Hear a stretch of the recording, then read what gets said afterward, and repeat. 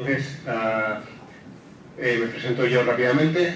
Soy Vicente Baró, soy Community Manager de Unions o Unience, que es esa web, que es una red social de inversores que busca poner en contacto a inversores, asesores financieros, profesionales de la inversión.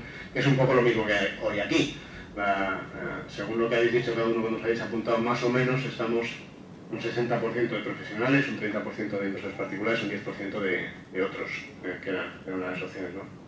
Si no me equivoco, 2 periodistas. Entonces justo es eso, ¿no? Generar conversación y también dentro de la red tenemos uno de los conceptos claves que es la reputación.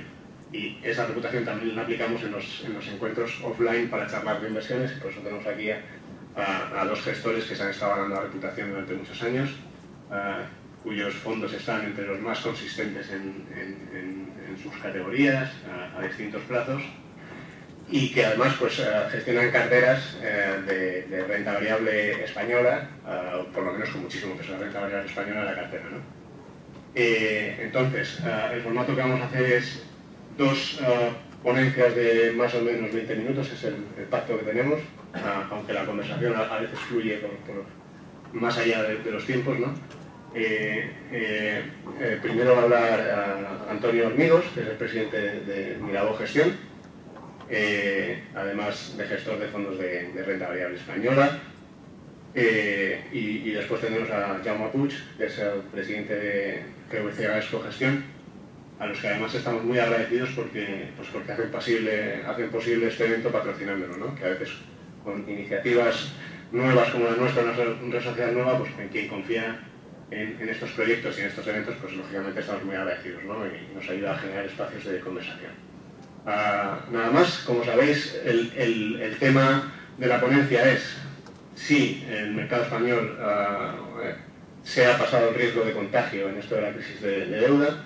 Como sabéis, hace 2 semanas aproximadamente Portugal solicitó el rescate formalmente de la Unión Europea, y esos días la prima de riesgo sobre España cayó y la bolsa estuvo tranquila, incluso subiendo, ¿no? Era probablemente el escenario contrario que se decía que cuando caía Portugal detrás iba España, ¿no?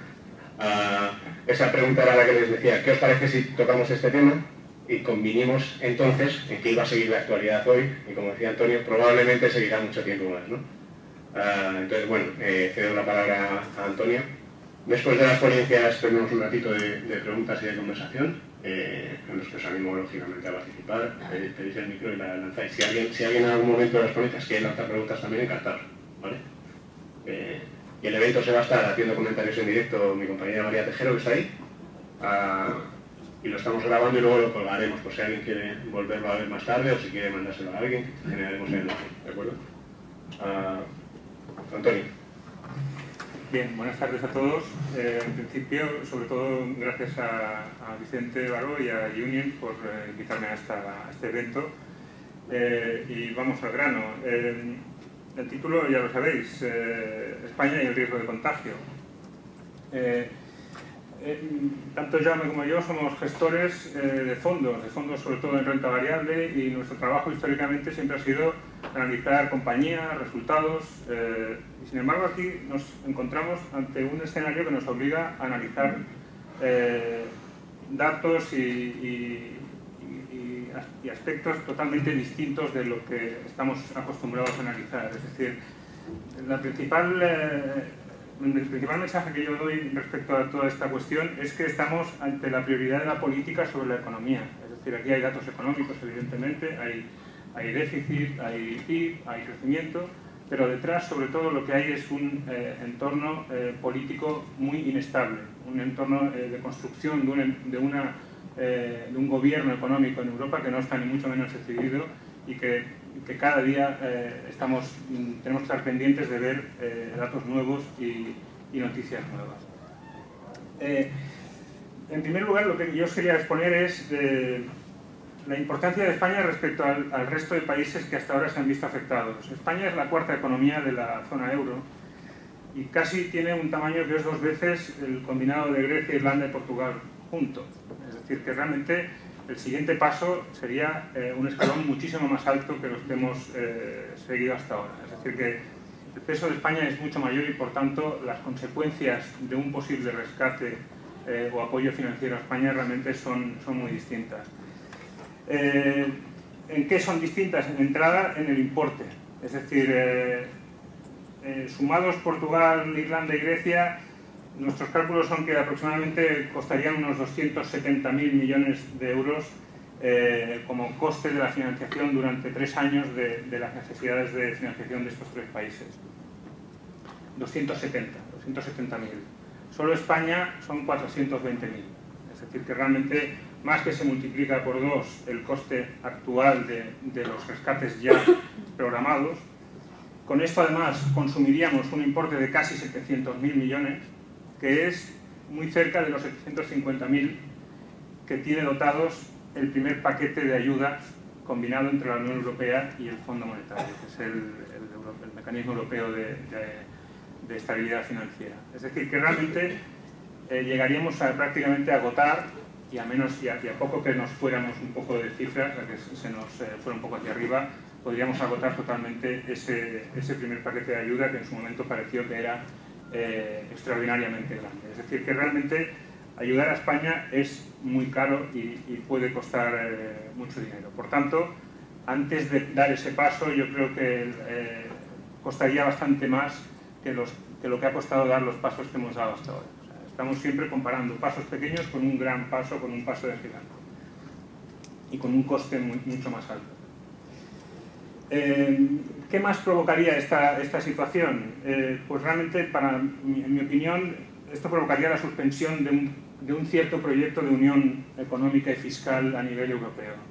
Es decir, políticamente para muchos países europeos sería muy difícil de digerir ese apoyo tan caro y de un importe tan grande.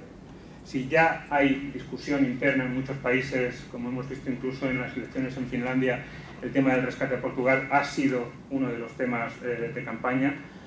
Imaginaos lo que representaría el desembolso de cerca de más de 400.000 millones de euros para apoyar a un país como España. Yo creo que ahí, en los próximos año y medio, en los países principales de la Unión Europea, realmente se generaría un debate interno de una magnitud mucho mayor de la que ha habido hasta ahora y de una trascendencia mucho más alta. Y ese impacto además tendría otra vertiente, que es la vertiente del sistema financiero. Es decir, España como país es un riesgo para una parte muy importante de la banca europea. Nosotros estimamos que aproximadamente la exposición a España de la banca europea en conjunto estaría alrededor de los 500.000 millones de euros.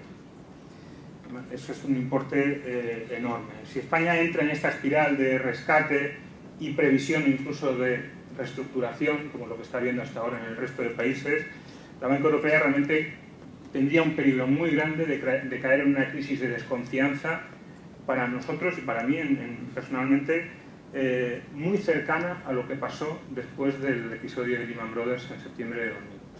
Es decir, la magnitud de esta exposición al mercado español pasaría por una etapa en la cual los bancos se mirarían de reojo, mirarían, a ver, tú qué tienes en España, cuánta deuda pública tienes, cuánta exposición a los inversores privados españoles tienes, y en función de eso te prestaré o no te prestaré dinero. Pero la primera reacción sería un corte de crédito bastante importante.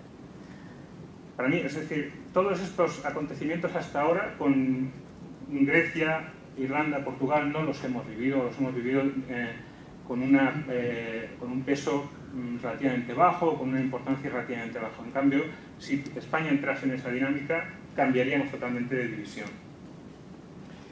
Y por último, ¿qué pasaría si España entrase en esa situación? Pues que no nos pararíamos ahí. Es decir, Europa seguiría preguntándose ¿qué pasa después? ¿Hay alguien más que necesite ayuda? Y hay candidatos en Europa. Nos faltan candidatos. Estamos con Bélgica, Italia, que son países que tienen deuda pública por encima del 100% de su PIB. Incluso hay quien habla de Francia. Francia también es un país con una economía que está lejos de la economía alemana en cuanto a capacidad exportadora y que tiene también muchas ineficiencias, que por tanto podría ser objeto de revisión, por lo menos, su estatus de país seguro. Es decir, que este proceso de deterioro y de pérdida de la confianza daría un paso de gigante si España entrase en esa situación.